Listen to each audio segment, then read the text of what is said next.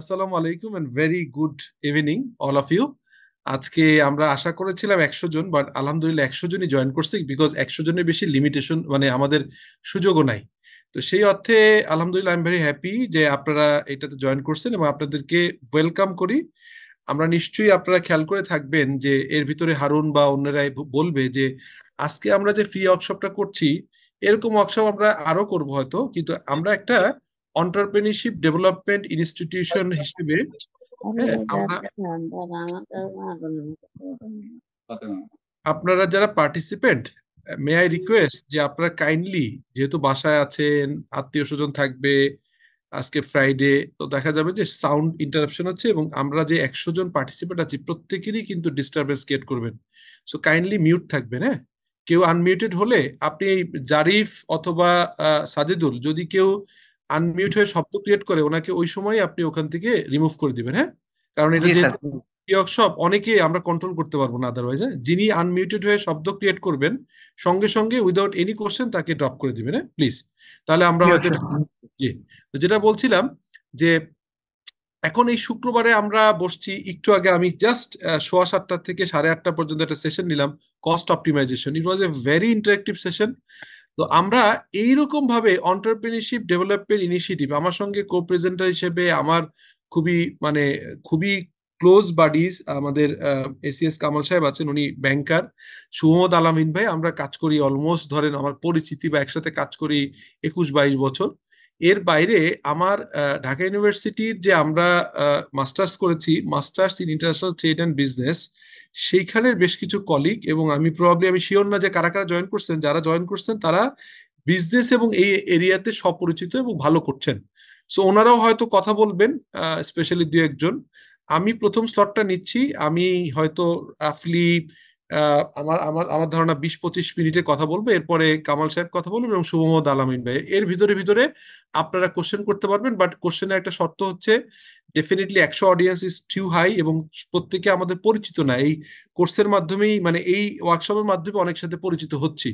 সেই কারণে আপনারা আনমিউটেড হবেন না, আপনারা প্রত্যেকেই চ্যাট বক্সে লিখুন কোনো যদি কোনো কোশ্চেন থাকে, অথবা হ্যান্ড রেজ করেন। So that is the common norms of this session. I weed like to today's session with your মানে আই মিন পারমিশন। আমরা শুরু করতে যাচ্ছি। আমি শফিকুল আলম, যেমনি করে বললেন, আমি বিশ্বরেশনের পিএলসির হচ্ছে লিমিটেড রয়ে গেছে। আগের আমার পিএলসি করার আগে আমার এই স্লাইডটা একটু চেঞ্জ করা দরকার ছিল।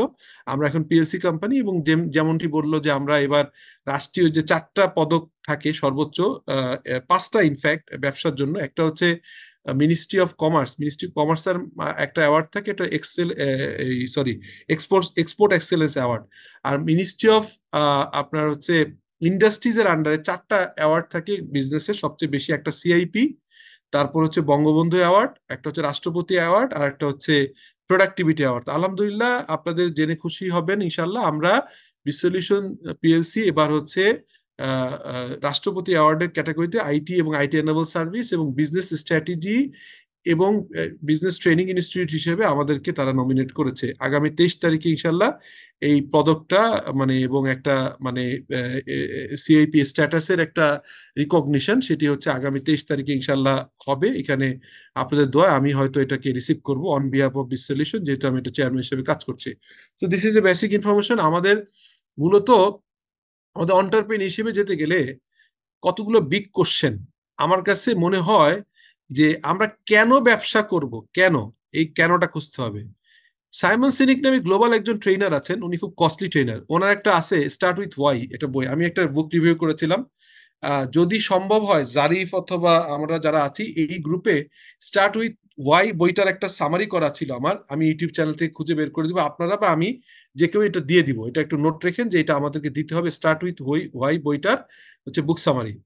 এটা দিয়ে আপনি ক্লিয়ার করতে পারবেন যে কেন ব্যবসা করবেন, ব্যবসা আসবেন কেন। ভাই, এই যে কামাল সাহেব উনি ব্যাংকার, ব্যবসা করতে চায়। আমি একসময় চাকরি করতাম, বিভিন্ন জায়গায় সিএফও ফাইন্যান্স ডিরেক্টর ছিলাম।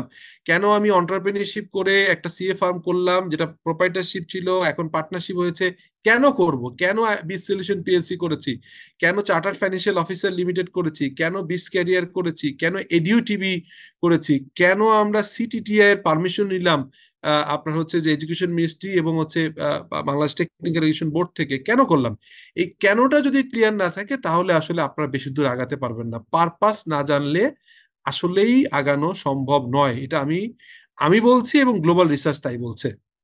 এখন এরপরে হচ্ছে what problem of people you will be solve by your endeavour. আপনি যে কাজটা করবেন, আপনি কেন বিসলিউশন করলেন, করলেন হচ্ছে একটা কারণে যে আমরা এসিপির partner, but having said that, যে এসিপি, ওরাকল, তারপরে জেডি এডওয়ার্ড, মাইক্রোসফট ডাইনামিক্স, এরা বাংলাদেশ থেকে অডো, এরা যে লেভেলে সফটওয়্যার দিচ্ছে global software, no doubt about that, they are very good, but fact is that যে ইমপ্লিমেন্টেশনে আসছে আমাদের পাকিস্তানি, শ্রীলঙ্কান, বাংলা, ইয়ে আপনার ইন্ডিয়ান, ওনারা এসে আমাদের দেশের বাইরে 1 কোটি জনগোষ্ঠী যে পরিমাণ হার্ড লেবার দিয়ে যে টাকা আর্ন করে, এখানে আমরা দেখতে পারি যে 1 কোটি লোকের এগেনস্টে 30,000 ফরেন প্রফেশনালরা, কাছাকাছি লেভেলের, কম বেশি হবে, বাইরে থেকে আপনারা জানতে পারবেন, তারা কাজ করে এর একটা সিগনিফিকেন্ট অংশ আবার নিয়ে যাচ্ছে। কেন? বিকজ তারা এসে এখানে কাজ করছে। আর প্রবলেমটা কি হচ্ছে, লোকাল অন্টারপ্রেনিয়াররা কিন্তু এখান থেকে কিছু পাচ্ছেন না, কারণ লোকাল অন্টারপ্রেনিয়াররা যখন বাইরে থেকে আসছেন, ওনারা অফশোর কাজ করছেন, অনশোর আসতেছেন, একটা পর্যায়ে যেটা হচ্ছে যে ওনারা প্রজেক্ট আনসাকসেসফুল রেখেই চলে যাচ্ছেন। অনেক ক্ষেত্রে দেখা গেছে, হ্যাঁ, বড় বড় যারা এখানে ইমপ্লিমেন্টেশন পার্টনার হিসেবে কাজ করে। আর আমরা লোকাল কোম্পানি, আমরা যে কটা গার্মেন্টস করেছি, এমবিএম গ্রুপ বা গার্মেন্টস, তারপরে আমরা এসএসএল ওয়্যারলেস যে গার্মেন্টস গ্রুপ আছে, এবং গ্রুপে যে জায়গায় করছি না কেন, আমরা ট্রু ফ্যাব্রিক সহ যত জায়গায় কাজ করছি, আমাদের কিন্তু এই দেশেই থাকবো, আমরা এখানে সবাই চিনে, উই আর প্রফেশনাল। সো আমাদের যখন এই ইআরপিটা করব, তখন কিন্তু আমরা অ্যাকাউন্টেবল থাকবো, আমাদের সবসময় পাবে। সো আমি এই এই প্রবলেমটা সলভ করবার জন্য 2014 সালে 15 সালে যখন এসএসজি তে ইওপি ইমপ্লিমেন্টেশনের চ্যালেঞ্জগুলো পেয়েছি, কি পরিমাণ হ্যাসেল ফেস করেছি, তখন থেকে মনে করছি এটা আইটি ফার্ম করা দরকার, যেখান থেকে আমরা এই ধরনের কাজগুলো করব। এই হোয়াইটা কি সলভ করবেন, কেন আমরা ট্রেনিং করলাম? কারণ বিজনেসের যে পরিমাণ চ্যালেঞ্জ আসছে সারা পৃথিবীতে, শার্পেন দ্য স নামে একটা টার্ম আছে, এটা হচ্ছে 7 হ্যাবিটস বইয়ের যে 7টা হ্যাবিট আছে, তারপর হচ্ছে মোস্ট ইম্পর্টেন্ট এবং লাস্ট হ্যাবিটটা হচ্ছে 7 হ্যাবিটের শার্পেন দ্য স। যখন আপনি নিজেকে ইমপ্রুভ না করবেন, অন জব থেকে ট্রেনিং না নিবেন, রেগুলার লার্নিং এ, অ্যাডাল্ট লার্নিং ট্রেনিং এ না থাকবেন, তখন একটা পর্যায়ে কিন্তু আপনি শেষ হয়ে যাবেন। আপনি অন্টারপ্রেনিয়াররাও আপনি এটাতে উপকৃত হবেন। যে কারণে আমি কিন্তু শুরু করছিলাম, আমার হোয়াই ক্লিয়ার ছিল। লাস্ট কোশ্চেন, যারা ব্যবসা করতে আসছেন, তারা কি by choice or by chance? By choice আর বাই চান্স হচ্ছে যখন আপনি নিজে ডিসিশন নিবেন যে আমি ঢাকা ইউনিভার্সিটি অথবা পাবলিক প্রাইভেট ইউনিভার্সিটিতে বিজনেস অ্যাডমিনিস্ট্রেশন বিবিএ বা এমবিএ পাশ করে ব্যবসা শিখছি, ব্যবসা করব, that is your by choice. যখন আপনি কোথাও কাজ পাচ্ছেন না, বিবিএমবিএ কেন করেছেন তাও জানেন না, কোথাও অ্যাপ্রোপ্রিয়েটলি কাজ পাচ্ছেন না, অথবা কোভিডে চাকরি চলে গেছে, কস্ট কার্টেল, একটু আগে আমি যে সেশনটা নিচ্ছিলাম, কস্ট কার্টেল করতে যে অর্গানাইজেশনগুলো তো কস্ট অপটিমাইজেশন বুঝে না, কস্ট এক্সেলেন্স বুঝে না, তারা কস্ট কার্টেল করে, কস্ট কার্টেল করে হঠাৎ করে চাকরি হারিয়ে ফেলেছেন, ভালো জব পাচ্ছেন না, আন্ডার পে আছেন। সো সেই জায়গায় ফ্রাস্ট্রেশন কাজ করছে, বস ভালো না, টক্সিক এনভায়রনমেন্ট, কালচারে অ্যাডাপ্ট করতে পারছেন না, এটা না পেরে হঠাৎ করেই ব্যবসা শুরু করলেন, কোনো ওয়াই ক্লিয়ার নাই। প্রথম হচ্ছে ওয়াই ক্লিয়ার নাই, কি প্রবলেম সলভ করবেন সেটা ক্লিয়ার না, আপনি হঠাৎ করে বাই চান্স ব্যবসা শুরু করলেন, তখন এটা success rate will be significantly fall যদি আপনি বাই চয়েস হন। আমি একজন চার্টার অ্যাকাউন্টেন্ট, আমার প্রিন্সিপাল আক্তার সানজিদা কাশেম, উনি হচ্ছে বাংলাদেশের সবচেয়ে পুরাতন ফার্ম একাশেম অ্যান্ড কোম্পানি, যেটি হচ্ছে 1953 ফার্ম। উনি হচ্ছে এইচএসসি এবং এসএসসি দুটোই ফার্স্ট এবং সেকেন্ড স্ট্যান্ড, একটা ফার্স্ট একটা সেকেন্ড স্ট্যান্ড করা ঢাকা বোর্ডে। উনি ইন্টারমিডিয়েট পাশ করার পরে যখন জিজ্ঞেস করেছে আপনি কি করবেন, তখন উনি বলছে চার্টার অ্যাকাউন্টেন্ট হবো, যেহেতু ওনার বাবা চার্টার অ্যাকাউন্টেন্ট ছিলেন। সো উনি এসএসসি লেভেল থেকে জানেন চার্টার অ্যাকাউন্টেন্ট হবেন। উনি এই কাজটাকে প্যাশন মনে করছেন, ভালো লেগেছে, she loves the her work. উনি চার্টার অ্যাকাউন্টেন্সি অ্যাজ এ পেশা, ব্যবসা, এটাকে উনি পছন্দ করেছেন, উনি চয়েস করে এসছেন, বাই চান্স হয় নাই। আপনি সিএ পড়তে আসছেন, সিএম পড়তে আসছেন, ব্যবসা করতে আসছেন, যেই যা করেন, যদি বাই চান্স হয় তাহলে এটা কিন্তু অনেক ক্ষেত্রে ভালো নাও হতে পারে, বাই চয়েস হতে হবে। সিম্পল 3 কোশ্চেন্স আমি দিলাম, এটা এক একজন এক একভাবে দেখবে, আমার আমার ধারণা থেকে আমার বলা। দেন আমরা একটা, এই ডক্টর মোহাম্মদ ইউনিসের এই কথাটা আমরা সবাই শুনেছি, একসময় খুব কন্ট্রোভার্সিয়াল একটা টার্ম ছিল। ডক্টর মোহাম্মদ ইউনিস বলছে job hunting is a modern slavery. তার মানে একটু আগে যে বললাম, এই কথা শুনে হঠাৎ করে আমরা জব ছেড়ে দিয়ে, মানে কি এর অর্থ দাঁড়ায় কি, যে চাকরি করা আধুনিক দাসত্ব। কথাটা টু সাম এক্সটেন্ট ট্রু আবার ফলস, দুটোই আছে, দুই দিকেই কথা বলা যায়। Both view is very much correct. হ্যাঁ, এখানে there is a point of argument, but both view is very correct. So question হচ্ছে যে আপনার মডার্ন জব বলা হচ্ছে যে মডার্ন, মানে মানে জব হচ্ছে মডার্ন স্লেভারি বলছে। কারণ কি, বাংলায় বললে হয় যে চাকরি করা হচ্ছে আধুনিক দাসত্ব, সেই কারণে আপনি ব্যবসা করবেন। কিন্তু এই ব্যবসাটা যদি এমন হয় আপনার প্যাশন নেই, ভালো লাগছে না, আপনি এটাতে আসছেন বিকজ এই কথা শুনে প্রভোক হয়ে, তাহলে সমস্যা। আবার সবাই যদি একসাথে ব্যবসা শুরু করে তাহলে কি হবে? তাহলে দেখা যাবে যদি what if everyone start A business, সবাই যদি ব্যবসা শুরু করে, তখন আবার আরেকটা ডিলেমা হয়ে যাবে। হ্যাঁ, তখন আপনি সবাই ব্যবসা শুরু করলে আপনাকে হেল্প করবে কে? সবাই ব্যবসায়ী, তাহলে আপনাকে ইকোসিস্টেমে কে আপনাকে হেল্প করবে? কে সিএফও হবে, কে হেড অফ সেলস হবে, কে হেড অফ প্রকিউরমেন্ট হবে, কে কোম্পানি সেক্রেটারি হবে, কে হচ্ছে মার্কেটিং কে হেড করবে, কে এইচআর হেড করবে? তখন সবাই হচ্ছে নিজেরাই অন্টারপ্রেনিয়ার, কেউই হচ্ছে পাচ্ছেন না। So that is a dilemma. তাহলে বিগ কোশ্চেন হচ্ছে এখানে, job versus business, take ownership your job. যদি আপনি ব্যবসা করতে চান, ইফ ইউ অন্টারপ্রেনিয়ার, একটা প্ল্যান করেন। আমার সিম্পল কথা, একটা আপনি অন্টারপ্রেনিয়ার হতে চান, আপনি 5 বছরের রোডম্যাপ করেন যে আপনি চাকরি করছেন, এই 5 বছর ভালো করে কাজ করবেন। অস্ট্রেলিয়ার টিমের মতো লাস্ট ওভার যদি 36 লাগে, তারা মনে করে যে আমরা 6 বলে 6 নিয়ে ম্যাচ জিতবো। That is the mentality of Australia. But এখানে আমরা সাবকন্টিনেন্টের টিমগুলো ইমোশনাল হয়ে যাই। ক্রিকেটের উদাহরণ দিলাম। একইভাবে আপনি এই 5 বছর যখন কাজ করবেন, বেস্ট হবেন আপনার এমপ্লয়ি, আপনার অর্গানাইজেশনের বেস্ট এমপ্লয়ি, এবং সেইখান থেকে আপনি এমনভাবে ওনারশিপ নেবেন যে ওই ব্যবসাটাই করেন। আমি অ্যাটলিস্ট 12 বা 20 পিপল চিনি যারা তাদের অর্গানাইজেশন থেকে ওই সিমিলার ব্যবসা শুরু করে ভালো করছেন। কেউ একজন গ্রুপ 4-এ কাজ করতেন, সিকিউরিটি কোম্পানি, এখন হয়তো উনি, মতিন ভাই আমার খুব ক্লোজ, ঢাকা চেম্বারে আমার টিমে কাজ করে, আমাদের একসাথে কাজ করি। উনি হয়তো আবার দেখা গেল নিজেই একটা হচ্ছে সিকিউরিটি কোম্পানি দিয়ে ফেলছেন।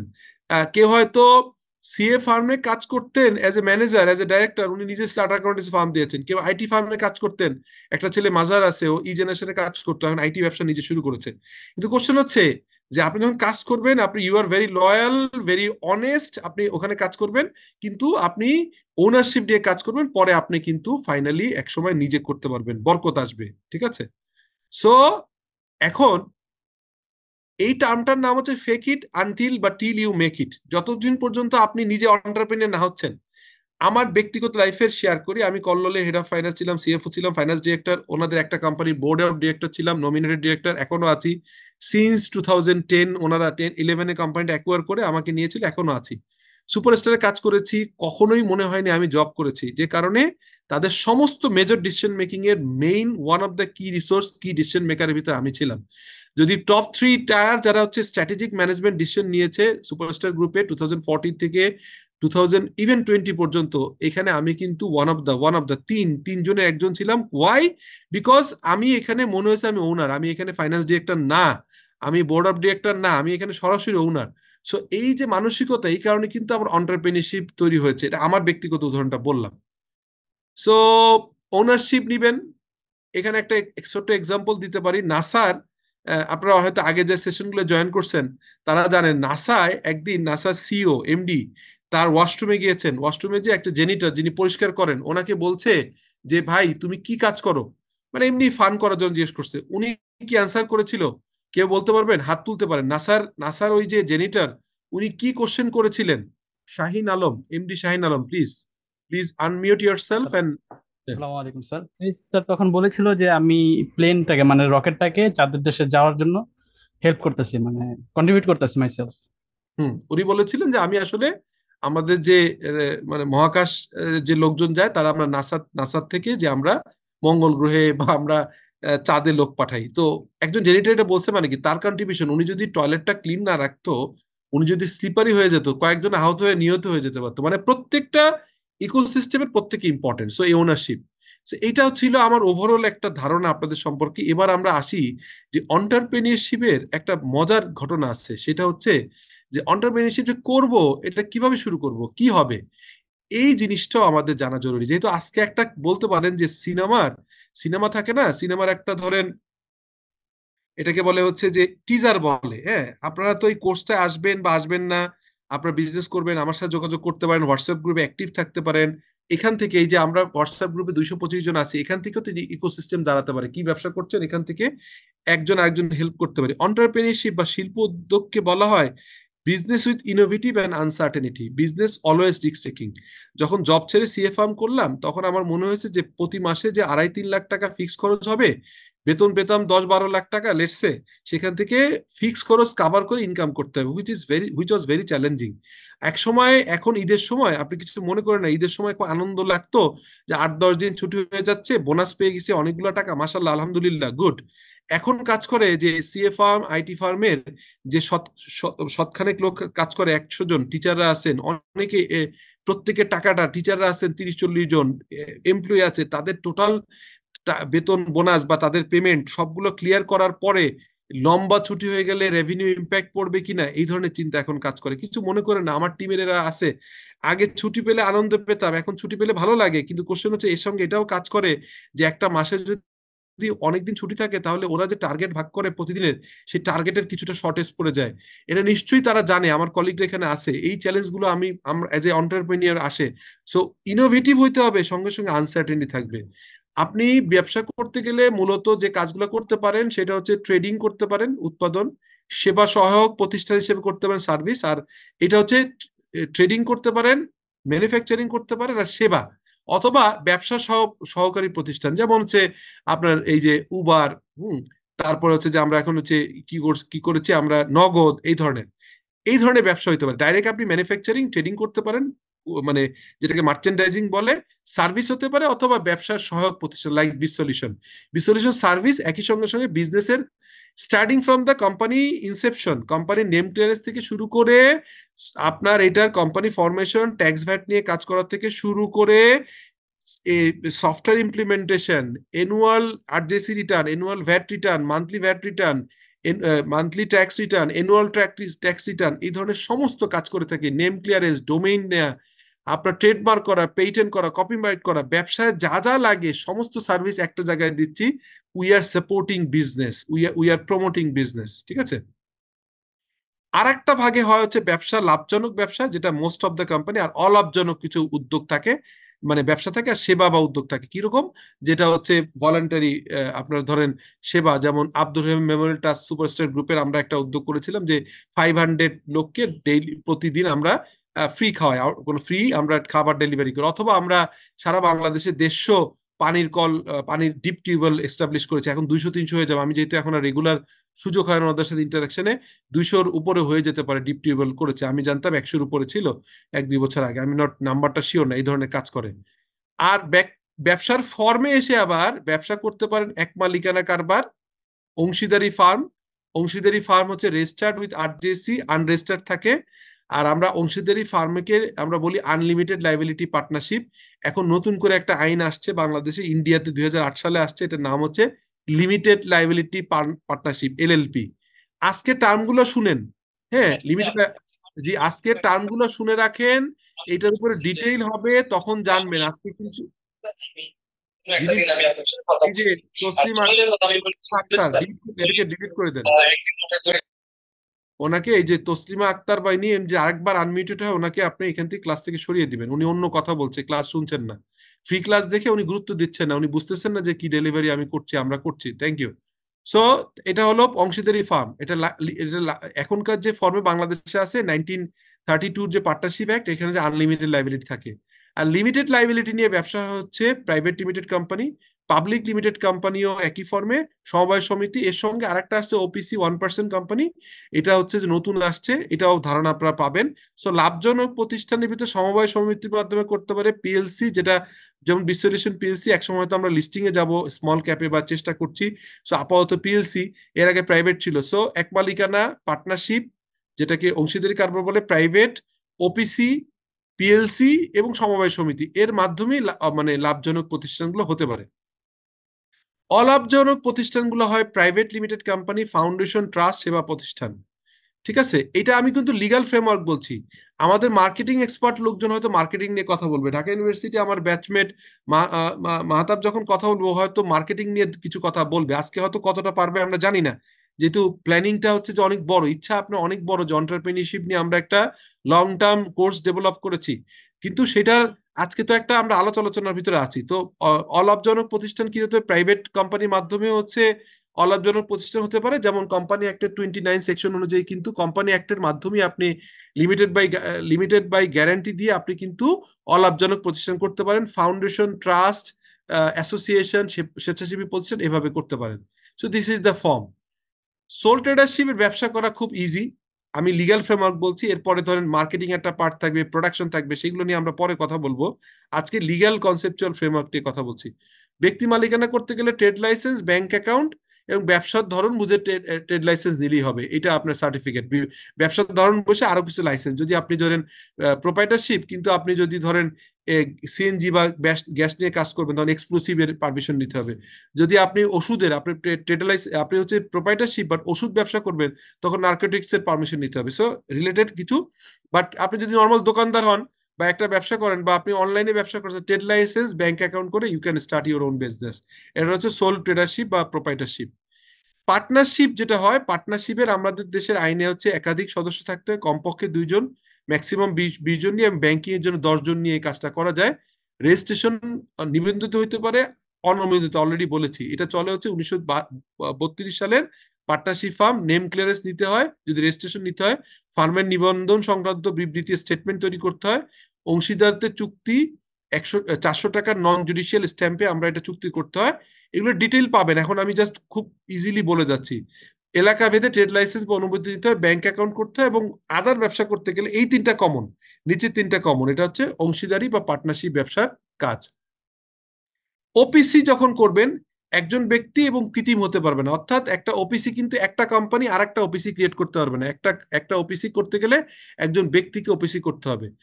আর্টিকেল অফ অ্যাসোসিয়েশন এবং মেমোরেন্ডাম অ্যাসোসিয়েশন এটা করতে হবে, এবং এখানে একটা আপনার মূলধন থাকতে হবে 25 লাখ টাকা ওপিসির জন্য। প্রাইভেটে কিন্তু 50,000 টাকা দিয়েও আপনি কোম্পানি করতে পারেন। ওপিসি করার ক্ষেত্রে একটা লিমিটেশন আছে, যদিও এটা খুব রেশনাল না, আমার কাছে রেশনাল মনে হয় না। সেটা হচ্ছে 25 লাখ থেকে 5 কোটি টাকার ভিতরে পেইড আপ থাকতে হবে, এবং আপনি হচ্ছে কমপক্ষে 1 কোটি থেকে 50 কোটি টাকা আপনার টার্ন ওভার থাকতে হবে ওপিসির জন্য। ওপিসির জন্য এটাও চেঞ্জ আসবে, আমি শিওর, বিকজ এটা একটু মানে একটু ইয়ে আছে। প্রাইভেট লিমিটেড কোম্পানির ক্ষেত্রে memorandum and article association create করতে হবে, টিন, ট্রেড লাইসেন্স, বিন, ব্যাংক অ্যাকাউন্ট, অন্যান্য লাইসেন্স সার্টিফিকেট, এবং ব্যালেন্স শিটটা অডিট করতে হবে। আপনি যে ফাইন্যান্সিয়াল স্টেটমেন্টটাকে আপনাকে অডিটেড করতে হবে, এটা একটা প্রিরিকুইজিট, ঠিক আছে। সো এবার প্রাইভেট কোম্পানির হচ্ছে 1994 সালে কোম্পানি অ্যাক্ট অনুযায়ী, যেটা অ্যামেন্ডমেন্ট হয়েছে 2020 সাল অনুযায়ী, আপনার শেয়ার হোল্ডারদের সংখ্যা 2 জন থেকে 50 জন হতে পারে। 2 জন মিনিমাম ডাইরেক্টর লাগে, অথরাইজ এবং অনুমোদিত ক্যাপিটাল লাগে, এবং পেইড আপ ক্যাপিটাল লাগে। এটা আমি কুইকলি বলে যাচ্ছি, কিন্তু আপনারা শিওর থাকেন যে আরো কিছু ওয়ার্কশপ ফ্রি আমরা করব, তখন আরো ডিটেল বলবো। আর যারা এন্টারপ্রেনিউরশিপ ডেভেলপমেন্টে প্রথম ভর্তি হবেন, আমি শিওর যে এখানে কামরুল আছে, আমাদের হারুন আছে, অন্যরা আছে, আমি এন্টারপ্রেনিউরশিপ ডেভেলপমেন্টের জন্য ফিসটা ভেরি রিজনেবল করার চেষ্টা করব। সঙ্গে সঙ্গে মাথায় রাখবেন, আমার একটা বই আছে, সেটা হচ্ছে প্র্যাকটিক্যাল অ্যাকাউন্টিং। যদিও প্র্যাকটিক্যাল অ্যাকাউন্টিং বলছি, ওইখানে এন্টারপ্রেনিউর, সেটা ব্যবসা শুরুর A to Z অলমোস্ট বাংলায় আছে, এই বইটা কালেক্ট করবেন। একটু মনোযোগ দিয়ে খেয়াল করেন, বইটার নাম হচ্ছে, আমি কোনো বই ব্যবসার জন্য করি না, যে পরিমাণ প্রিন্টিং খরচ খুব বেশি আমরা দাম নেই না, এটা কারণ হচ্ছে এটা খুবই জনপ্রিয় একটা বই, নাম হচ্ছে প্র্যাকটিক্যাল অ্যাকাউন্টিং। এই গ্রুপের ডিটেলটা, এই আছেন জারিফ বা অন্যরা কেউ আছেন? আসসালামু আলাইকুম স্যার, সাজিদুল আছি। আজিজুল, এখানে আপনি এই গ্রুপে এখনই আমাদের বইগুলো লিস্ট দেন, স্পেশালি ওই বইটার জন্য থাকে প্র্যাকটিক্যাল অ্যাকাউন্টিং। নাম প্র্যাকটিক্যাল অ্যাকাউন্টিং, এখানে বিজনেসের A to Z আছে, স্টার্টিং আপনার কি কি করবে এবং ব্র্যান্ডিং, মার্কেটিং সহ সবকিছু বিষয় কভার করা আছে। সো যাই হোক, থ্যাংক ইউ সাজিদুল। এরপরে হচ্ছে আপনার প্রাইভেট লিমিটেড কোম্পানির, এবার আর ডিটেইলে যাব না, আমি এই পর্যন্ত পজ দিই, বিকজ আমার অন্য অন্য প্রেজেন্টাররা অলরেডি রয়ে গেছেন। সো আমি এই পর্যায়ে এসে হচ্ছে হ্যান্ড ওভার করছি সাজিদুল। আপনি যদি আমাদের ঢাকা ইউনিভার্সিটি আমার ব্যাচমেট মাহতাব যদি থাকেন, আপনি ইউ ক্যান কন্ট্রিবিউট। আর হচ্ছে যে হারুন বা আপনারা টেক ওভার করেন, আমি পজে চলে যাচ্ছি। আমি আছি, বাট আমি আপাতত, যদি পার্টিকুলারলি খুব স্পেসিফিক আমাকে একটা বা দুইটা কোশ্চেন নিতে পারেন, আমি অ্যান্সার করব। এরপরে আপনি আরো 2 জন ভেটারান পার্সন আছে, একটা হচ্ছে আমাদের কামাল সাহেব, কামাল ভাই আছেন, এরপরে আছে শুভ মোহাম্মদ আলামিন ভাই, এবং আমাদের আরো কিছু, আমাদের যেটা আমরা ইন্টারন্যাশনাল ট্রেড অ্যান্ড বিজনেসের যে একটা অ্যাসোসিয়েশন, এবং আমরা একটা হচ্ছে প্রফিট ইনিশিয়েটিভ এবং নন প্রফিট ইনিশিয়েটিভ নিয়েছি, সেইখানে আমার কলিগরা জয়েন করেছেন। ওনারা যে কোনো কিছু কথা বলতে পারবেন। জসিমউদ্দিন প্লিজ, আপনি হ্যান্ড রেজ করেছেন, আনমিউট হয়ে কথা বলেন প্লিজ। কোয়েশ্চেনটা ছিল যে আমি আমি যদি জবে জবে ঢুকি আমার একটা এক্সপিরিয়েন্স হবে, সেই সাথে সেই সাথে আমার কোম্পানি কালচার একটা কিভাবে অপারেট করা হয় এটা হুম এটা আমি বুঝতে পারবো, জানতে পারবো। আর হুম যদি আমি ডিরেক্ট সরাসরি বিজনেসে স্টার্ট করি, তাহলে এগুলো আমি জানবো বা বিভিন্ন কোর্স বা বইপত্র শিখে আহ, হুম জানবো। হুম তো হুম। এখন কোনটা বেটার হয়, আগে ওকে, জব করে স্টার্ট করা নাকি ডিরেক্টলি শুরু করা? Fine, good question. আপনি পজ চলে, আপনি মিউট হয়ে যান। হ্যাঁ, এখন এখানে একটা উদাহরণ দিই। অনেকে জব জব করা, জব তো অবশ্যই করলে ভালো হয়, কিন্তু জব করতে যে একটা প্রবলেম হয়, এটাকে একটা একটা ইফেক্ট পড়ে যায়। কি ইফেক্ট? আপনার এটা হচ্ছে ফ্রগ বলে, আপনার যে ব্যাং, ধরেন কোনো একটা গল্প বলি, একটা ব্যাং একটা পানির ফুটছে এরকম একটা জায়গায়, আপনার তো হঠাৎ করে পানির ভিতর পড়ে গেছে, এটা মানে কেবলমাত্র চুলার উপরে, উনুনের উপর বসে গেছে। তো এই ব্যাংটা যখন ধরেন 20 ডিগ্রি, 20 ডিগ্রি তাপমাত্রা শুরু হয়েছে, 20, 25, 30, এ কিন্তু অ্যাডজাস্ট করতেছে, ব্যাঙের শরীর কিন্তু আপনার তাপমাত্রার সাথে অ্যাডজাস্ট করতে পারে। একটা পর্যায়ে যখন 80, 90, তখন সে লাম্প দেয়নি, যখন 100 ডিগ্রি হয়ে গেছে, ফোটা শুরু করছে, তখন আর সে নিতে পারছে না। তখন প্রবলেম হয়ে গেছে, তার জাম দেওয়ার শক্তিটাও থাকে না। মানে বিষয়টা আমি বোঝার চেষ্টা করলাম যে ব্যাঙের শরীরে আল্লাহ তাআলা অটোমেটিকলি এমন জিনিস করে দিয়েছে যে তারা চাইলে, ব্যাঙ চাইলে শরীরের তাপমাত্রা অ্যাডজাস্ট করতে পারে, কিন্তু অ্যাডজাস্ট করতে করতে এমন একটা জায়গায় যায়, তখন তার ফুল পাওয়ার, মানে তার এফোর্ট, তার দেয়ার ক্ষমতা, শক্তি চলে যায়। জব করতে যে আমাদের একটা ডিলেমায় পড়ে যায়, যে জব করতে যে কমফোর্ট জোনে চলে যায়, আবার আস্তে আস্তে দেরি হয়ে যায়, যদি রং সিলেকশন করি তাহলে সমস্যা হয়। একবার জব করি, কিছুদিন ছেড়ে দিয়ে ব্যবসা করি, ব্যবসা ফেলে করে আবার জবে আসি। ফার্ম থাকতে হবে, কমিটমেন্ট। আপনার গোল চেঞ্জ করবেন না, আপনি রাস্তা চেঞ্জ করবেন। গোল এক জায়গায় থাকবে, আপনি গোল চেঞ্জ না করে ওয়ে চেঞ্জ করবেন, তাহলেই হবে। So thank you for your question. আমার মনে হয় এখন সাজিদুল, প্লিজ আপনার নেক্সট সেশনে চলে যান, আমি আমি আমি এটা স্ক্রিন শেয়ার থেকে বেরোয় আসতেছি। Thank you. শিওর স্যার, অসংখ্য ধন্যবাদ স্যার আপনাকে sir, thank ji. You sir.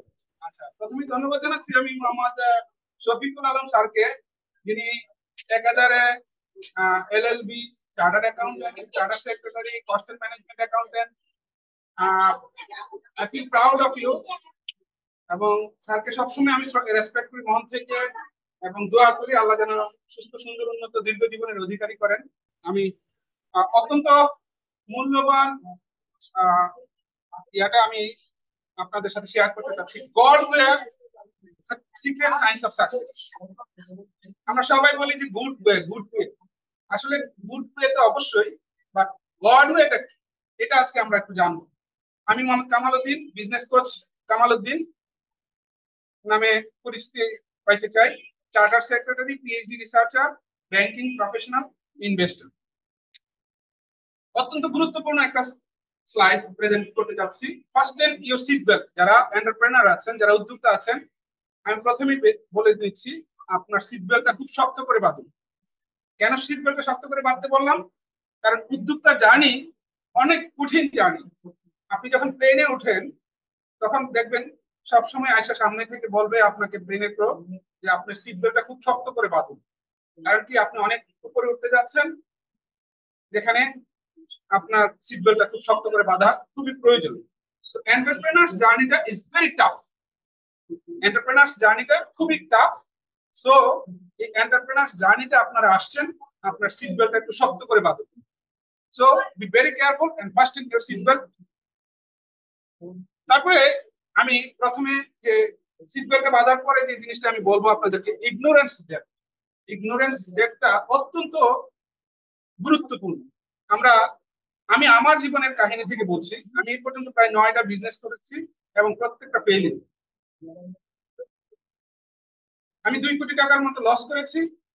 আমার হিউজ রিলেশনশিপ হয়েছে। আমার ফেইলিয়ার হিস্ট্রি অনেক লম্বা।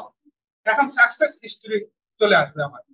ইগনোরেন্স ডেটটা এমন একটা জিনিস যে আপনি যতক্ষণ পর্যন্ত ব্যবসাটা না জানবেন, ততক্ষণ পর্যন্ত আপনার লস দিতেই হবে, লস দিতে থাকবেন। আপনার কোটি টাকা লস হয়েছে, এই কোটি টাকার লসটা আপনি দিতে থাকবেন। আর এই জন্যই লার্নিং দরকার। এই লার্নিং এর জন্য আপনাকে কন্টিনিউয়াসলি পজিটিভ থাকতে হবে। Be positive always, always use positive word. আপনি যদি একটা নেগেটিভ ওয়ার্ড ইউজ করেন, it's like a software, it's like a apps. আপনি যদি নেগেটিভ বাটনে, অ্যাটম বোমার ইয়েস বাটনে চাপ দিয়ে দেন, অ্যাটম বোমা কিন্তু ব্রাস্ট হয়ে যাবে। সেম ভাবে আপনি যদি নেগেটিভ ওয়ার্ড ইউজ করেন আপনার ব্রেন থেকে কখনোই পজিটিভিটি আসবে না। So be positive always. আমার প্রত্যেকটা কথা খুব গুরুত্বপূর্ণ এবং খুব ভালোভাবে রিসার্চ করে এই কথাগুলি কিন্তু আনা হয়েছে। তারপরে আমি আপনাকে বলবো don't be negative, never ever be negative. যখনই আপনি কোন কাজ করতে যাবেন অবশ্যই অবশ্যই আপনি গড ওয়েতে বিলিভ করে আগাবেন।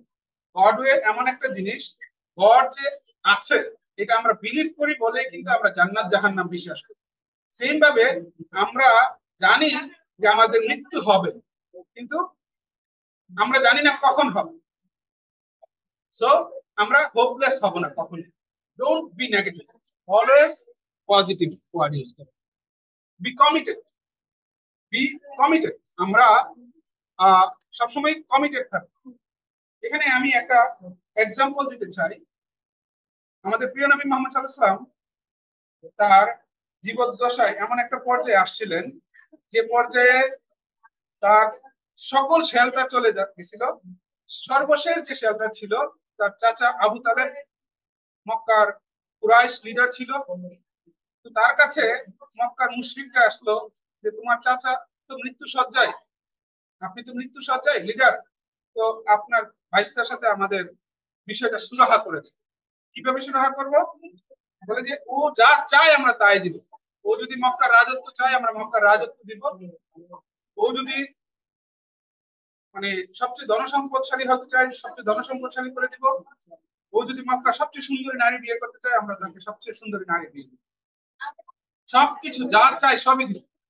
তার সাথে আমাদের বিমানটা সলিউশন করে দিয়ে দেয়, রিজলভ করে দিয়ে দেয়। তো তার চাচা আবু তালেব বলতেছে বাতিজাকে যে বাতিজা এই প্রপোজাল আসছে, তুমি কি চাও? তো মুহাম্মদ সাল্লাল্লাহু আলাইহি ওয়াসাল্লাম বলেছিলেন আমার এক হাতে যদি সূর্য আর এক হাতে যদি চন্দ্র এনে দেন তারপর আমি আমার লক্ষ্য থেকে এক চুলও নড়ব না। This is farm commitment. যারা এন্টারপ্রেনার, যারা উদ্যোক্তা, যারা বিলিভ করেন তারা কিন্তু এরকম ভাবে কমিটমেন্টের জায়গাটা দৃঢ়তার সাথে আগাতে হবে। আর ব্রেন, আমাদের যে ব্রেন, এই ব্রেন আমরা জানি না এটা আমাদের গ্রেটেস্ট ওয়েলথ প্রডিউসিং অ্যাসেটস।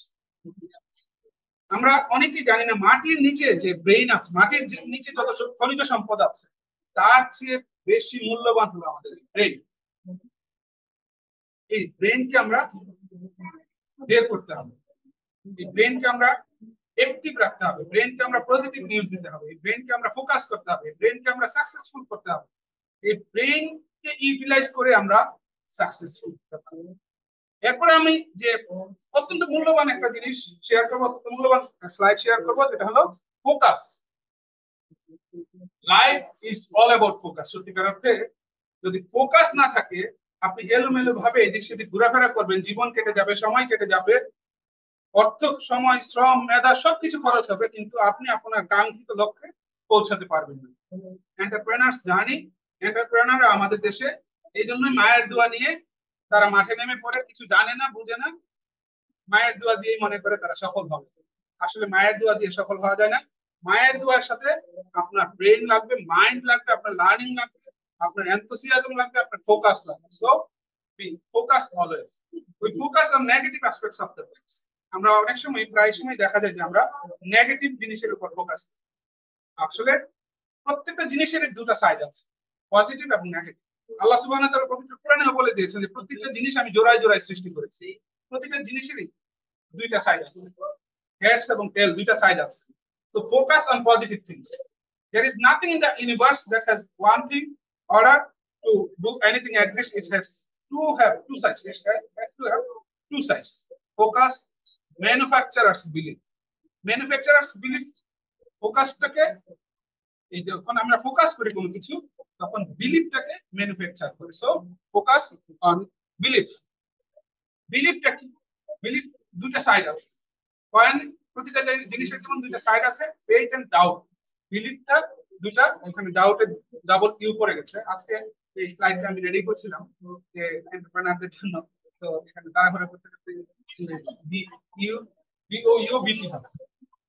তো বিলিফটা আপনি যদি ফেইথটা এবং ডাউট, আপনি যদি বিশ্বাস করেন যে হ্যাঁ আপনি কোটি টাকার মালিক হবেন, আপনি যদি 10 কোটি টাকার মালিক হবেন, আপনি আমার এই শফিকুল আলম স্যারের মধ্যে বাংলাদেশের সবচেয়ে নামি দামি যে 3টা প্রফেশন আছে, chartered accountant, chartered secretary, cost and management accountant, এরকম হবেন, তাহলে কিন্তু আপনাকে বিলিভ করতে হবে আগে, তখন আপনি তারপরে আপনার অ্যাকশন হবে সেই রকম, আপনার বিহেভিয়ার, অ্যাটিটিউড, অ্যাপ্রোচ হবে সেই রকম।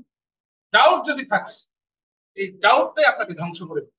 আপনি এন্টারপ্রেনার্স জার্নিতে আছেন, আপনার যদি ডাউট হয় কোনো কিছুতে, আপনি কিন্তু একদম ধ্বংস হয়ে যাবেন, নিঃসন্দেহে আপনি ধ্বংস হয়ে যাবেন।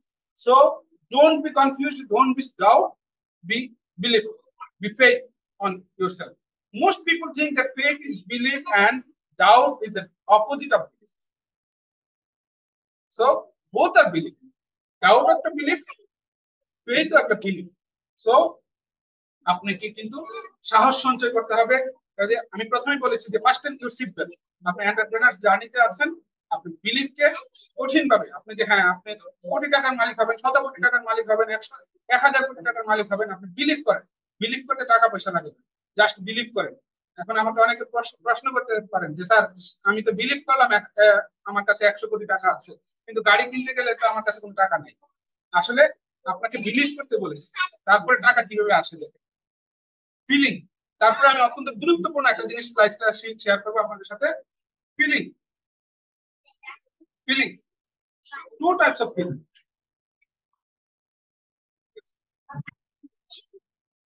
আচ্ছা, আমার ক্যামেরাটা অন করতে পারি এখন, দেখি আমার ক্যামেরাটা অন করা যায় কিনা। আসসালামু আলাইকুম স্যার, শুনতে পাচ্ছেন? হ্যাঁ শুনতে পাচ্ছি, আমাকে কি শোনা যাচ্ছে? স্যার অবশ্যই শোনা যাচ্ছে স্যার। একটু ইন্টারাপ্ট করলাম, খুবই দুঃখিত। আমাদের হচ্ছে স্যার টাইমটা আর আপনি সব একটু 5 মিনিটের মধ্যে যদি ক্লোজ করতেন খুবই ভালো হতো আমাদের। Okay ji okay, within 5 minutes I will close.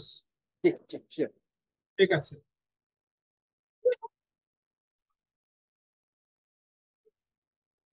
দেখা যাচ্ছে না?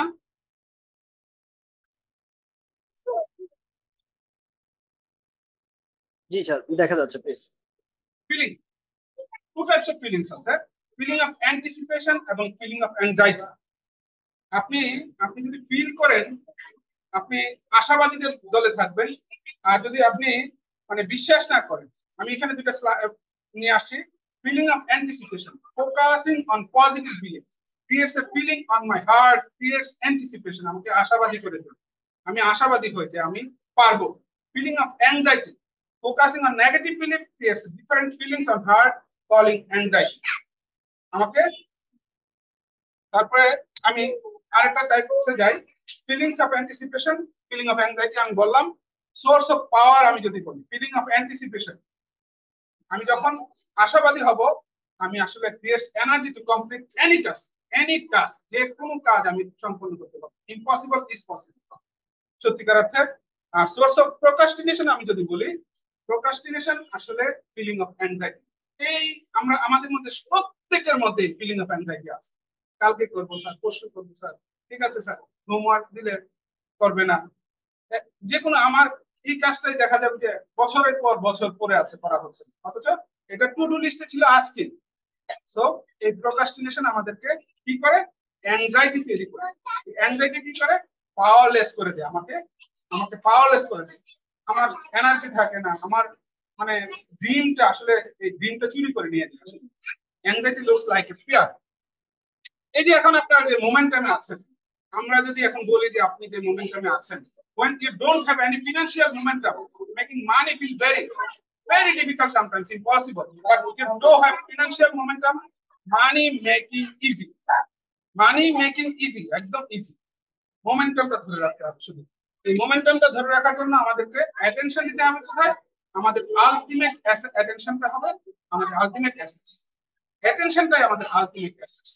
সো এই অ্যাসেটটা আমরা কাজে লাগাতে গেলে অবশ্যই আমাদেরকে অ্যাসোসিয়েশনের সাথে থাকতে হবে। এই যে আজকে এই যে বিশাল বড় 100 জনের একটা ফ্যামিলি, আজকে একটা দারুণ অ্যাসোসিয়েশন, এখানে একটা এই অ্যাসোসিয়েশনের সাথে যদি থাকি আমরা, এটা একটা পাওয়ার দিবে আমাদের, পাওয়ার অফ অ্যাসোসিয়েশন। আমরা যখন মসজিদে যাই তখন দেখা যায় যে আমরা টুপি পরতে চাই, এটা কি একটা পরিবেশ, একটা এনভায়রনমেন্ট, একটা অ্যাসোসিয়েশন। যখন আপনি ঢাকা ক্লাবে যাবেন, দেখবেন আপনি কয়েকদিনের ভিতরে আপনি নিজেও কোটিপতি হয়ে যাচ্ছেন। আপনি মাল্টি মিলিয়নিয়ারদের সাথে মিশেন, আপনি নিজেই দেখবেন বিলিয়নিয়ার হয়ে যাবেন কয়েকদিনের মধ্যে। সো এই পাওয়ার অফ অ্যাসোসিয়েশনটা অত্যন্ত গুরুত্বপূর্ণ। Your association can make or break your momentum. Self talk করতে হবে। সেলফ টক অত্যন্ত, এটা একটা বীজ। সেলফ টকটা হলো বীজ।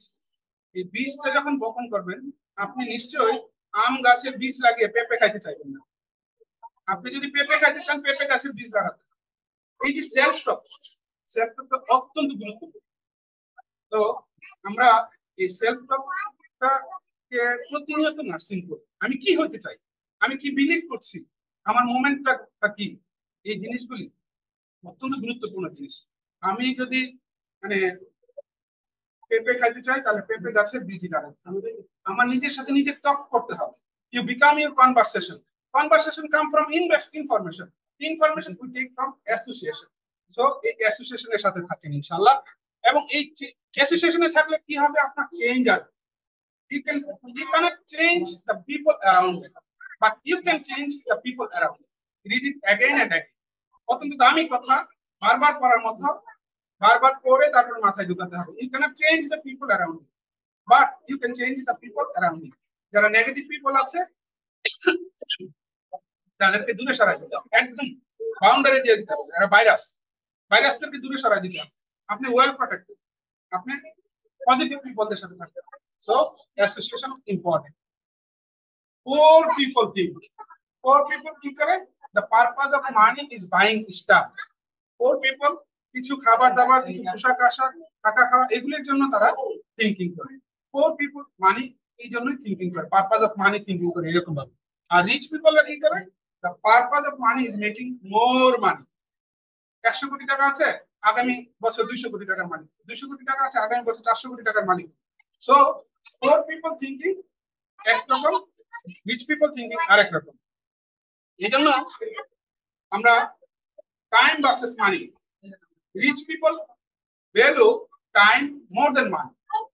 রিচ পিপল সময়টাকে গুরুত্ব দেয় বেশি, যে কারণে কিন্তু এই যে বসুন্ধরার মালিক দেখেন নারায়ণগঞ্জে যায় তাদের ফ্যাক্টরিতে হেলিকপ্টারে করে, 5 মিনিটে যায়, 5 মিনিটে মিটিং টিটিং করে চলে আসে। আর আমি আপনি কি করব, গাড়ি নিয়ে যাব, 3 ঘন্টা লাগবে যাইতে, আসতে লাগবে 3 ঘন্টা, 6 ঘন্টা শেষ। কিন্তু অথচ ও কি করলো, তার সময়কে বাঁচায়। টাইম ভার্সেস মানি অত্যন্ত গুরুত্বপূর্ণ। পোর পিপল ভ্যালু মানি মোর দেন দে ভ্যালু টাইম। পোর পিপলরা সময়ের চেয়ে মানিকে বেশি গুরুত্ব দেয়, আর রিচ পিপলরা মানিকে গুরুত্ব দেয় সময়ের চেয়ে বেশি। সময়কে গুরুত্ব দেয় মানির চেয়ে বেশি। You rather waste the time money to save time to waste, or waste the time to save the money. পারপাসটা কি? মানি পারপাসটা মানে purpose of learning and working. The primary purpose of learning and working is experience your God-like power. God-like powerটা হলো এমন একটা জিনিস, যে god আপনাকে ক্রিয়েটই করা হয়েছে মানুষের কল্যাণের জন্য, নিজের কল্যাণের জন্য। সো আপনি প্রোক্রাস্টিনেশনে ভোগার কোনো সুযোগই নাই। আপনি প্রোঅ্যাক্টিভ হবেন, আপনি পজিটিভ হবেন, আপনি মোমেন্টামে থাকবেন সবসময়। The journey itself was the pay. Money and success are bonuses. Automatically চলে আসবে। God work, always God work. Choice is yours. এটা আপনার চয়েস এখন। If you do the hard things in your life, life becomes easier. এই যে দেখেন আমাদের Shafiqul Alam sir 4টা প্রফেশনাল ডিগ্রি, তার লাইফ এখন ইজি, সিম্পল, যত চাই মন উজাড় করে চলতে পারে। তার জন্য লাইফ ইজি হয়ে গেছে, কারণ কি তার হার্ড টাইম অলরেডি পার হয়েছে। তারপরেও হার্ড টাইম অলওয়েজ আছে, কারণ আরো উপরের দিকে উঠবে। If you are always doing things easy, things like in life gets very hard. আপনি যখন সহজ জিনিসের মধ্যে দিয়ে যাবেন, কমফোর্ট জোনে থাকবেন, তখন কিন্তু আপনার লাইফটা খুবই হার্ড হয়ে যাবে। So your choice. Conscious mind কি করবে? থিঙ্কিং করবে, চুজিং করবে, লার্নিং করবে, ইমাজিনেশন করবে, সুপার স্লো হবে। কনশাস মাইন্ড আপনাকে আগাইতে দিবে না, ডাবল স্টেপ নিতে দিবে না। কিন্তু সাবকনশাস মাইন্ড আপনার রাত 4টার সময় যদি আপনাকে বলেন যে আমার শেখ হাসিনার সাথে মিটিং আছে, বা আমার শফিকুল আলম স্যারের সাথে মিটিং আছে, বা আমার এয়ারপোর্ট আছে রাত 4টার সময়, আপনার সাবকনশাস মাইন্ড অটোমেটিক্যালি আপনাকে রাত 3টার সময় জাগাই দিবে যে আপনাকে উঠতে হবে। Subconscious mind is too powerful. It believes, habits, emotions, self-image, lighting first. আপনি যে বিজনেসটা করবেন, বিজনেস ডেস্টিনিটা স্ক্রিপ্টে লিখে ফেলুন। এই বিজনেসটা ডেস্টিনিটা স্ক্রিপ্টে লিখে ফেললে আপনি এটা পড়তে পারবেন এবং রেকর্ড করতে পারবেন, এবং এটা বারবার শুনতে পারবেন। Write, read, record, listen every day. আপনার বিজনেস ডেস্টিনিটা এখনই লিখে ফেলুন। Thank you very much. আমার আরো অনেক স্লাইড আছে, বাট এখন আর সময় নাই যেহেতু আমি আর যাচ্ছি না। Thank you all. আসসালামু আলাইকুম স্যার। থ্যাংক ইউ, অসংখ্য ধন্যবাদ মিস্টার কামরুদ্দিন স্যারকে। এই মুহূর্তে আমি রিকোয়েস্ট করছি মিস্টার সুবা মোহাম্মদ আলামিন স্যারকে আপনার মূল্যবান স্পিচটি শেয়ার করার জন্য স্যার। ধন্যবাদ এবং সুন্দর বক্তব্য রাখলেন কামাল সাহেব। এরপরে আমার বলার টপিকসটা আমি একটু অন্যভাবে চেঞ্জ করে ফেলেছি এখন, জন্য মূল্যবান কথাগুলো আমরা মনে রাখবো। আর আমি একেবারে ভেরি বেসিক লেভেলের কিছু হার্ড টপিকস নিয়ে কথা বলতে হবে, একেবারে থিওরি নিয়ে আমি কিছু কথাবার্তা বলবো যে এন্টারপ্রেনারশিপটা আসলে কি, এবং যারা বিজনেসম্যান এবং এন্টারপ্রেনারশিপের মধ্যে বেসিক পার্থক্যটা আসলে কোথায়। যারা এন্টারপ্রেনার এবং বিজনেসম্যান দুজনেই কাজ করছে সোসাইটিকে কিছু দেওয়ার জন্য এবং নিজেরা কিছু পাওয়ার জন্য। একজন বিজনেসম্যান এবং একজন এন্টারপ্রেনার দুজনের বেসিক যে পার্থক্যটা সেটা হলো যে একজন এন্টারপ্রেনার নতুন কিছু দেওয়ার জন্য, সোসাইটিকে নতুন কিছু দেওয়ার জন্য উনি রিস্কটা নেন। Businessman existing product, existing service নিয়েই উনি রিস্কটা নেন। বেসিক পার্থক্যটা হলো এটা। বাট দুজনের উদ্দেশ্য থাকে সোসাইটিকে কিছু দেয়। এবং একজন ব্যক্তি কেন এন্টারপ্রেনার হতে চান, যে নিজের বস হবে, সে কারো অধীনে কাজ করবে না, এই মেন্টালিটি যাদের মধ্যে থাকে, এবং যারা ফিনান্সিয়ালি ভালোভাবে সাকসেসফুল হতে চান এবং কোয়ালিটি অফ লাইফ ইমপ্রুভমেন্ট করার জন্য, অফকোর্স জব সিকিউরিটিটা এনশিওর করার জন্য। জবে থাকলে জব সিকিউরিটি থাকে, ইনসিকিউরিটি থাকে, কোন বিজনেস যখন থাকবে ওটার জন্য চিন্তা ভাবনা করতে হয় না। আরেকটা টেবিলটা আমরা দেখি যে একজন ম্যানেজার এবং একজন এন্টারপ্রেনারের যে পার্থক্যটা, এন্টারপ্রেনার থাকে এখানে because he is taking very high risk, এবং তার ম্যানেজমেন্ট স্কিল, তার বিজনেস নলেজ সব কিছু অনেক হাই। যখন দুইটা হাই থাকবে তার এন্টারপ্রেনার হওয়া দরকার এবং সে ভালো এন্টারপ্রেনার হতে পারবে। হার্ভার্ড বিজনেস স্কুলের একটা অ্যানালাইসিস এটা আসছে যে এই 10টা ক্যারেক্টারিস্টিক্স থাকলে একজন এন্টারপ্রেনার সাকসেসফুল হতে পারে। তার কিউরিওসিটি থাকতে হবে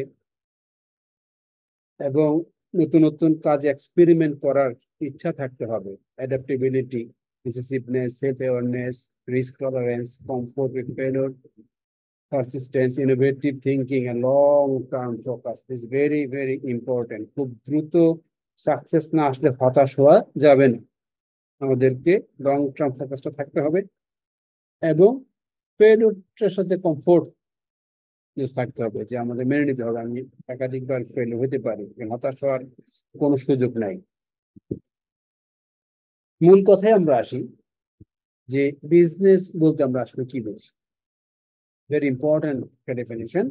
business is the exchange of goods and services for mutual benefits or profit. Mutual benefit, এই ওয়ার্ডটা আমরা মনে রাখবো যে একজন বিজনেসম্যান আসলে কি করে। যে পিপলের পেইনটাকে প্লেজারে ট্রান্সফর্ম করে বিজনেসম্যানটা, এবং পিপলদের নিড ক্রিয়েট করে এবং সেই নিডটাকে মিট করে। সোসাইটির যে নিড থাকে ওই নিডগুলি ফুলফিল করার জন্যই, এবং নিডগুলি তৈরি করাও কিন্তু বিজনেসম্যানদের কাজ। যে বিজনেসম্যানদের role in society is huge. They create employment opportunity, they provide good products and their services to society. যদি বিজনেসম্যান না থাকতো আজকে পৃথিবীর অবস্থাটা এরকম কিন্তু হতো না। আমরা নিজেরও বুঝতে পারি না যে বিজনেসম্যানরা কত কিছু তৈরি করে আমাদের লাইফটাকে অনেক ইজি করে দিয়েছে। এবং বিজনেস শুধুমাত্র ওর নিজের জন্য না, তার সাথে অনেক স্টেক হোল্ডার্স জড়িত আছে, তার এমপ্লয়ি, গভর্নমেন্ট, তার সাপ্লায়ার, কাস্টমার, সবার কথাই কিন্তু বিজনেসম্যানকে চিন্তা করতে হয়। এটা একটা হিউজ ইস্যুস যে সবাই বিজনেসম্যান হতে পারে না, সবাই এন্টারপ্রেনার হতে পারে না। যাদের মধ্যে অনেকের জন্য কিছু করার টেন্ডেন্সি থাকে ওনারাই কিন্তু ভালো বিজনেসম্যান হয়, এবং একজন ভালো বিজনেসম্যান অবশ্যই একজন ভালো মানুষ। ক্ষতি হবে, আদারওয়াইজ সে সাস্টেন করবে না।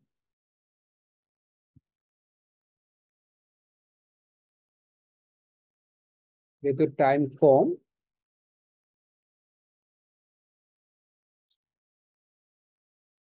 আলটিমেটলি যে অ্যাক্টিভিটি গুলি হয়,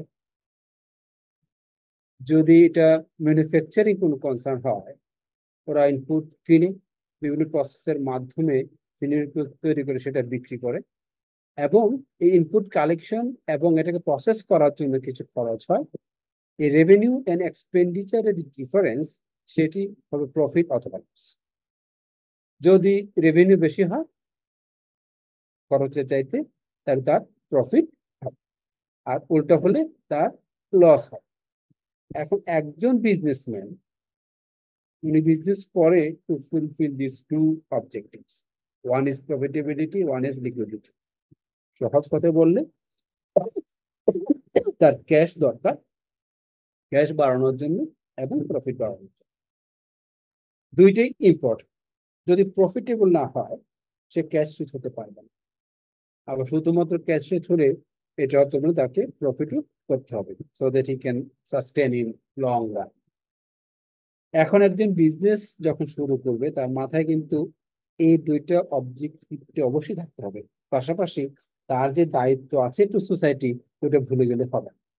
একটা বিজনেস সাকসেসফুল হতে হলে তার যে কাস্টমার আছে, তার যে এমপ্লয়ি আছে, তার যে সোসাইটি, এই সবারই যে রাইটস গুলি আছে, ওই রাইটস গুলি ফুলফিল করতে হবে, তাহলে সে একজন ভালো বিজনেসম্যান হতে পারবেন।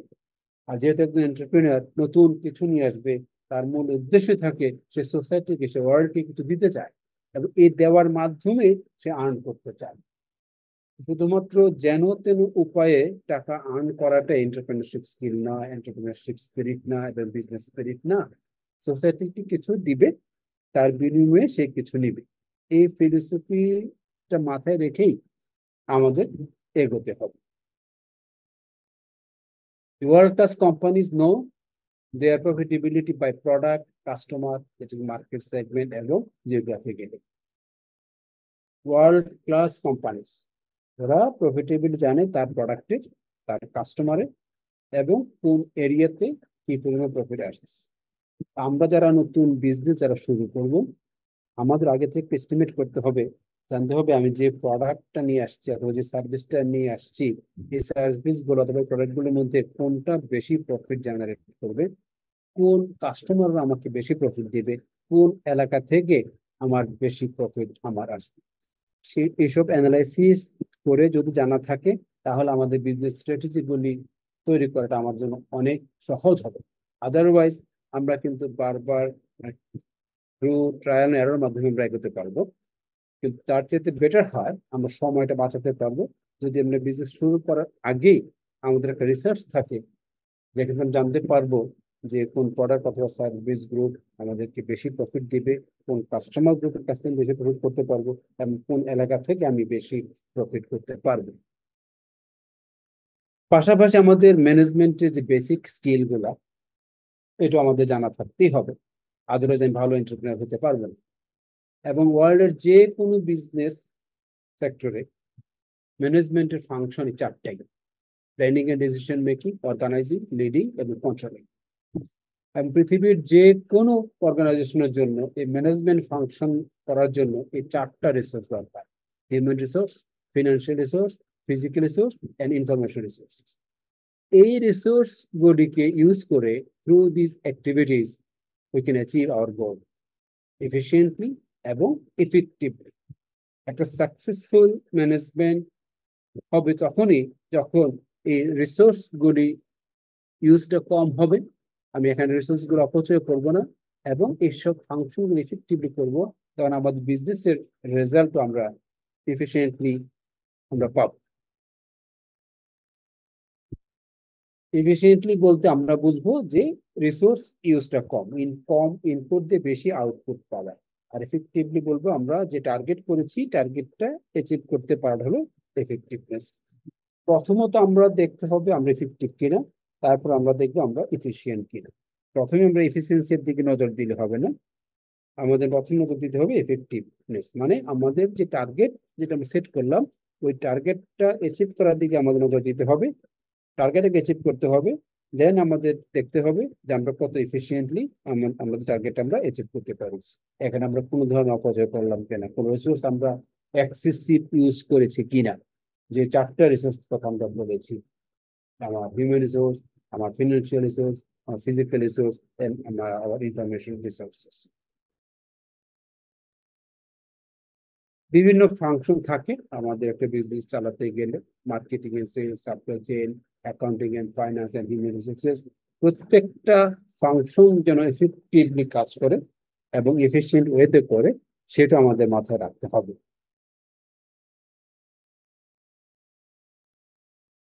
এবং আরেকটা কনসেপ্ট, সেলার ভ্যালু প্রপোজিশন এবং কাস্টমার ভ্যালু পারসেপশন।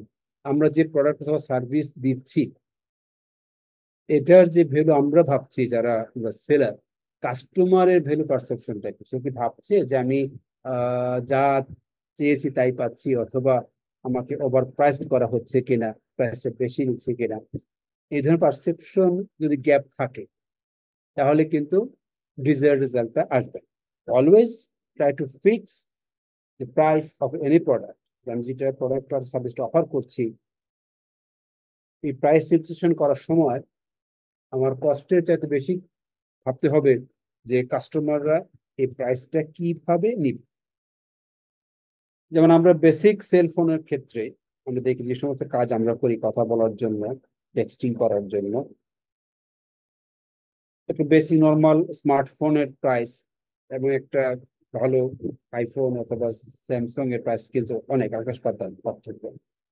এখন আইফোন অথবা স্যামসাং স্মার্টফোন গুলা not for all, not for all, for সেগমেন্টের কাস্টমার গ্রুপের জন্যই এইসব ফিচার্স গুলি ওনারা তৈরি করেছেন। সিমিলারলি আমাদের যারা নতুন বিজনেস যারা আমরা করবো, আমাদের ভাবতে হবে যে আমাদের প্রোডাক্টটা কোন গ্রুপের জন্য, কোন কাস্টমারদের জন্য, ওনাদের নিড, ওনাদের পারসেপশন ম্যাচ করে কিনা। কিছু কাস্টমার আছে ওনারা হাই প্রাইস হলে কিনবে, লো প্রাইস হলে ওনারা কিনবেন। কিছু কাস্টমার আছে ওনারা ভালো জায়গায় দোকান না থাকলে ওনারা যাবেন না। একটা লাইভ এক্সাম্পল আমি দেই, যে হাঁস পাপি যখন পাটা নিয়ে আসলো তখন ওনারা ওনাদের শুরুতে যে অরিজিনাল যে বাটার যে শোরুম ছিল ওইখানে একটা কর্নারে হাঁস পাপি ওনারা বিক্রি করতো একটা কর্নারে। তখন কিন্তু হাঁস পাপির এতটা বিক্রি হয় না, বিক্রি হতো না। যখন ওনারা স্পেশালি সেপারেট আউটলেট করলো অনলি ফর হাঁস পাপি প্রোডাক্টস, ওদের প্রোডাক্টের সেলস বেড়ে গেল। কেন? যারা কাস্টমার অফ হাঁস পাপি ওনারা নর্মাল একটা আউটলেটে যেত না, ওনারা ভাবতো ওনাদের প্রেস্টিজ সেন্টার হবে। যখন ওদের জন্য সেপারেটলি অনলি ফর হাঁস পাপির প্রোডাক্টের জন্য আউটলেট করলো, সবাই এখানে যাওয়া শুরু করলো ওই হাঁস পাপি কেনার জন্যই, হাঁস পাপির প্রোডাক্ট সেল বেড়ে গেল। এই যে স্ট্র্যাটেজিটা ওনার, এটা ডিসিশনটা ভেরি গুড ডিসিশন। আমাদের ভাবতে হবে এটা যে আমরা কোন সেগমেন্টের জন্য প্রোডাক্টটা করছি এবং এদের প্রাইসিংটা ঠিক আছে কিনা, এবং ওনাদেরকে নক করার জন্য, ওনাদেরকে আসার জন্য যে প্রেস আমরা করেছি সেটা এডুকেট কিনা, অ্যাপ্রোপ্রিয়েট কিনা। খুব ভালো স্ট্র্যাটেজি এবং এক্সিকিউশন দুইটাই ইম্পর্টেন্ট। আমাদের টার্গেট থাকবে আমরা এখানে আসতে পারি, এখানে মানে হলো আমরা এক্সিকিউশন ভালো এবং আমাদের স্ট্র্যাটেজিটাও ভালো। এমন যদি হয় যে আমার স্ট্র্যাটেজিও খারাপ, এক্সিকিউশন তো খারাপ, দুইটা খারাপ হলে আমরা রেড মার্ক থাকবে, এটা সাকসেসফুল হওয়া যাবে না। আর এখানে good execution but bad strategy, রেজাল্টটা ডিজায়ারেবল আসবে না। So always you to focus যে স্ট্র্যাটেজি ফর্মুলেশনটা যেন ভালো হয় এবং স্ট্র্যাটেজি এক্সিকিউশনটাও ভালো হতে হবে। দুইটার দিকে আমাদের নজর দিতে হবে। আমরা দেখেছি যে কখন আমরা স্ট্র্যাটেজি ফর্মুলেশন প্রচুর সময় দিই, অনেক ভালো ভালো কাজ করি, কষ্ট করি, কিন্তু এক্সিকিউশন আমরা ততটুকু মনোযোগ আমি দিই না। দুইটি দরকার।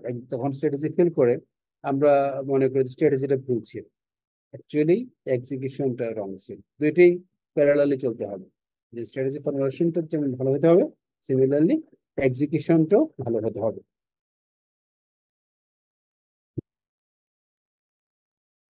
আসসালামু আলাইকুম স্যার, শুনতে জি পাচ্ছেন? স্যার, জি স্যার, স্যার শুনতে আমাদের পাচ্ছি। প্রায় শেষের দিকে স্যার, একটু আচ্ছা, this is my last part, this is my last slide.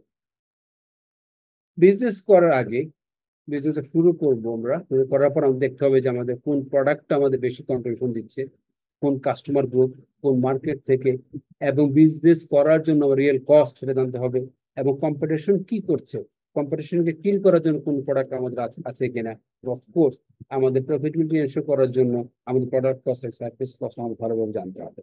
এইসব বিষয়গুলি যদি আমরা জানি, আমরা সাকসেস হতে পারবো। যেহেতু সময় নাই আজকে, আমরা বেশি দূর আগাবো না।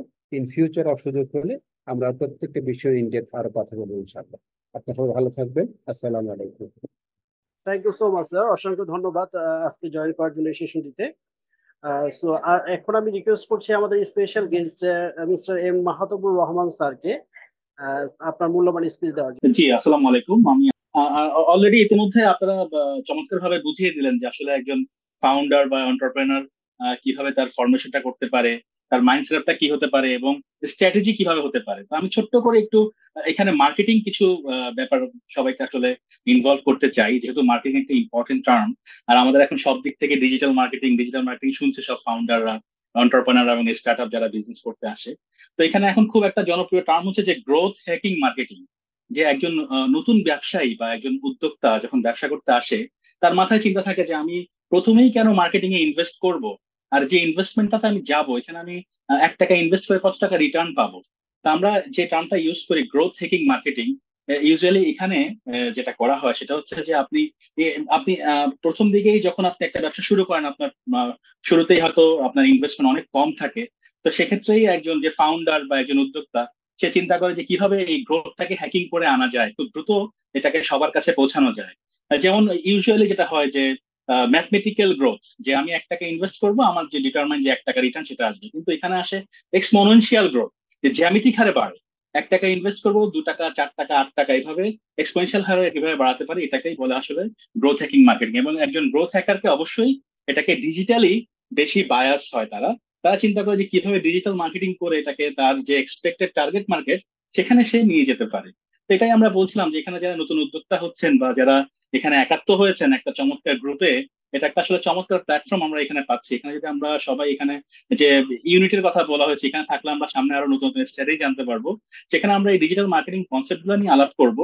তো শুরুতে আমি একটা আইডিয়াই সবার সাথে শেয়ার করি যে আপনারা যখন ব্যবসা করতে আসছেন বা নতুন ব্যবসার কথা ভাবছেন, শুরুতেই আপনারা চিন্তা করে ফেলতে পারেন যে আপনাদের নিজস্ব একটা ডোমেইন থাকবে, নিজস্ব একটা ওয়েবসাইট থাকবে। কারণ আপনি যখন একটা নিজস্ব ওয়েবসাইট বা ডোমেইন ক্রিয়েট করতে পারবেন, আপনি চিন্তা করতে পারেন যে আপনার নিজস্ব একটা বিজনেস প্লেস হয়ে গেল অনলাইনে। এবং এটাকে আপনারা যদি এসইও করেন, এটাকে নিয়ে যদি আপনারা আগাতে থাকেন, দেখবেন ধীরে ধীরে ধীরে ধীরে এটাকে আপনারা বড় আকারে একটা ব্যবসায়িক প্ল্যাটফর্মে রূপান্তর করতে পারবেন। তো আমরা এটা নিয়ে আসলে আমরা বলতে চাচ্ছিলাম যে আমরা যদি গ্রোথ হ্যাকিং করি এবং একটা ডিজিটাল বিজনেসকে এগিয়ে নিয়ে যেতে চাই, সেক্ষেত্রে নিজস্ব একটা প্ল্যাটফর্ম থাকা, নিজস্ব একটা ওয়েবসাইট থাকা, নিজস্ব একটা প্ল্যাটফর্ম তৈরি করে নিজের অফলাইন বিজনেসের পাশাপাশি অনলাইনেও যদি আমরা এভাবে এগোতে পারি, তাহলে ব্যবসাটা একটা ফ্রুটফুল লিসের দিকে যেতে পারে। তো আমরা ফিউচারে আশা করি এটা নিয়ে আরো বড় আকারে আলাপ করতে পারবো ইনশাল্লাহ। তো সবাইকে অনেক অনেক অভিনন্দন, চমৎকার একটা সেশনে আসলে থাকতে পেরেছি, আমার কাছেও খুব ভালো লেগেছে। বিষয়গুলো খুবই চমৎকার ছিল। বিশেষ করে শফিক সাহেবকে খুব ধন্যবাদ আন্তরিকভাবে এত চমৎকার সেশনে আমাকে ইনভাইট করার জন্য। জি, থ্যাংক ইউ সবাইকে আজকে এই সেশনটিতে জয়েন করার জন্য। আমাদের সেশনটি আজকের শেষের দিকে আমরা ইন করবো কিছুক্ষণের মধ্যেই। তবে আপনাদেরকে একটা গুড নিউজ দিতে যাচ্ছি। আমরা চার্টার অফিসার্স লিমিটেড থেকে নিউলি লঞ্চ করতে যাচ্ছি PGD in entrepreneurship development course, যেটার ডিউরেশন 6 মান্থ এন্ড 12 ক্রেডিটস। তো এখানে 4টা মডিউল থাকবে। বিজনেস মডিউল, ইনোভেশন, যে সেশন থাকবে, startup management and leadership, এখানে 20 session, and marketing and sales for entrepreneur 20 session, entrepreneurial finance and legal aspects। এই আমাদের এই কোর্সটি নিউলি লঞ্চ হতে যাচ্ছে। এইটা ট্রেডিশনাল ধরনের কোনো কোর্স নয়, এটি PGD, post graduate diploma in entrepreneurship development. এটা আমরা শীঘ্রই আমরা এটার স্টার্ট করতে যাচ্ছি, এবং এর ডিটেলস সব ইনফরমেশন আমরা আপনাদেরকে প্রোভাইড করব। So thank you so much. Chairman sir, যদি আপনি পারমিশন দিতেন, আমরা ক্লোজ করতে চাচ্ছিলাম sir, please. Please please, thank you for your information. আপনারা এটা চমৎকার করে প্রিসাইজ করেছেন আপনার প্রেজেন্টেশনটা, যেটা 6 মান্থের 12 ক্রেডিট। এবং Right. আমরা এটা দিয়ে একটা চেষ্টা করব যে যারা এই পিজিডি করবেন তাদেরকে আসলে ফান্ডিং সহ অন্য জায়গাগুলো আমরা সাপোর্ট দেওয়ার চেষ্টা করবো, বিকজ আমাদের একাধিক ভেঞ্চার ক্যাপিটালের সাথে আমরা কাজ করছি এবং এখানে যারা দেখেছেন যে ব্যাংকার আছে, এসএমই ব্যাংকিং এর এক্সপার্ট কামাল সাহেব আছে, শিবমোহাম্মদ আলামিন ভাই আছে, আমরা ঢাকা ইউনিভার্সিটির যারা হচ্ছে ইন্টারন্যাশনাল ট্রেড এন্ড বিজনেসের টিমটা পুরো আমাদের সাথে অ্যাটাচমেন্ট আছে। তো ভবিষ্যতে আমরা এই ইউনিভার্সিটি একাডেমিয়া যে কানেকশন গুলো করছি, যে কাজগুলো করছি, সেই জায়গাতে যারা এন্টারপ্রেনিয়রশিপ ডেভেলপমেন্টের চিন্তা করবেন তারা এই কোর্সটাতে ইনভলভ হলে জবের জন্য হেল্প করবে এবং ফিউচার এন্টারপ্রেনিয়রশিপ ডেভেলপমেন্ট হেল্প করবে। সঙ্গে সঙ্গে তাদের শুরু থেকেই এই ছোট ছোট করে কনসালটেন্সি, ছোট ছোট হেল্প, এগুলো এখান থেকে আমরা দেওয়ার চেষ্টা করবো। সো উইথ দ্যাট নোট আমার মনে হয় যে আপনি শেষ করেন। Thank you. Thank you sir. So সবাইকে অসংখ্য ধন্যবাদ আজকে সেশনটিতে জয়েন করার জন্য। Thank you so much. আজকের মতো আমরা এখানেই সমাপ্ত ঘোষণা করছি। আসসালামু আলাইকুম এভরিওয়ান।